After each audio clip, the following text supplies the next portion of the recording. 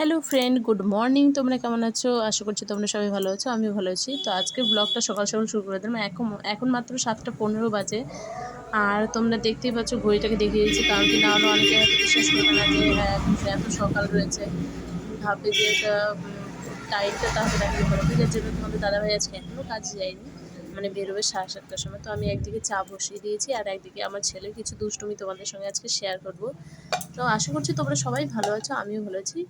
তো চলো আজকের ব্লগটা তো দেখাবো, খুব মজাদার হবে। আমার ছেলে আমাকে কি কি জিনিস দিচ্ছে, আর আমার খুব মানে বিয়ের আগে এইসব কানের কেনা ছিল, আর কিছু আমার ননদের কানের, সেগুলো নিয়ে ও বারান্দার রুমে চুপি সারে বসে খেলা করছে, আর আমি চুপ করে বাইরে থেকে পুরো ভিডিওটা করেছি।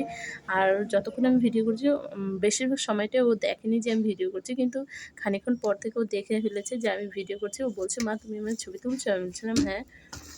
তো দেখো আমার সেই যে মানে মেয়েবেলাকার মানে যত কানের টানের ছিল সেগুলো নিয়ে, আর হলো আমার ছোটো ননদের যত কানের ছিল, ওর ঠাম্মির চুড়ি, মানে বিভিন্ন ধরনের আংটি টাংটি সব কিছু নিয়েও খেলা করছিল, আর বারবার সব কিছুই মুখে দিচ্ছিল। আর ওর খুবই একটা বাজে অভ্যাস আছে যে ও যে কোনো কিছু পেলেই মুখে দিয়ে ফেলে।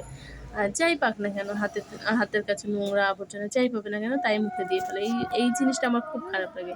তো আমি ক্যামেরাটা নিয়ে চলে এসে এটা খুব বলছে যে মা আমার ছবি তুলছো? আমি বললাম হ্যাঁ। তো বাবা তো পাখাটা দেখো এই চালিয়ে ছোটো নিতে ছোটো হয় না? কানেরগুলো নিয়েও খেলা সকাল করছে।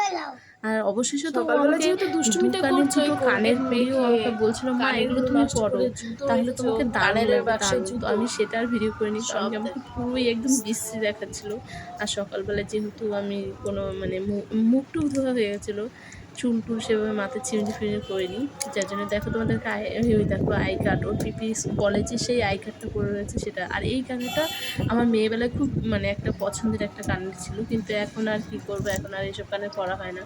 এমনকি সেইভাবে সাজগোজ করা হয় না, কোথাও বেরোলেও আর এখন সাজতে ইচ্ছে করে না। আগে তো তবু, আর এই কানেরগুলো আমরা যখন প্রথমবার দীঘাতে গেছিলাম তখন কিনেছিলাম, কিন্তু কোনো লাভ হয়নি, যেন কিনে এনে শুধু ঘরে রেখে দিয়েছি, একদিনও ব্যবহার করিনি। তারপর থেকে এখন পড়েই আছে, ছেলে পেলে খেলছে, ভেঙে ফেলছে। আর এটা একটা ছোট্ট আংটি আমার মানে আমার যা আমার ছেলেকে পুজোতে গিফট করেছিল, এমনি আংটি খেলার জন্য, মানে সোনার আংটি দিয়েছিল ওকে, ওর যখন অন্নপ্রাশন হয়েছিল তখন ওকে দিয়েছিল, কিন্তু এটা এমনি ওকে যে জামা কাপড় দিয়েছিল তার সঙ্গে এটা দিয়েছিল। আর দেখো ঠাম্মির চুড়ি টুড়ি এগুলো কেন আমি ধরছি, চুড়ি মালা। আর এই মালাটা ছিল আমার মাসির শাশুড়ি, আর এই লাল মালাটা তোমাদেরকে দেখাচ্ছি, এটাও খুব মানে এটা খুব যখন নতুন ছিল তখন খুবই একটা সুন্দর মালা ছিল। যে কোনো লাল শাড়ি বা সাদা শাড়ির সঙ্গে যেমন পরাতো, লাল ব্লাউজ ব্লাউজে দারুণ লাগতো।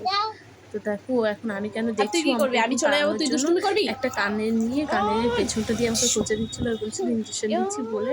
আমি তখন পালিয়ে যাচ্ছিলাম, ও পাশে দিয়ে বলছে যাও তুমি যাও।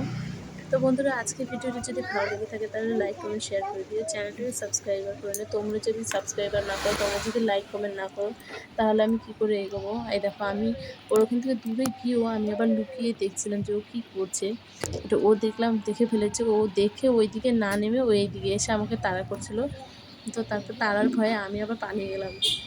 হ্যাঁ দেখো, আর আমার বাবু তো এখন বড় হয়ে গেছে, তো একাই নেমে যাচ্ছে, আর বিছানায় একাই উঠতে পারছে, যার জন্য আমার আর এই নিয়ে কোনো এখন চিন্তা নেই।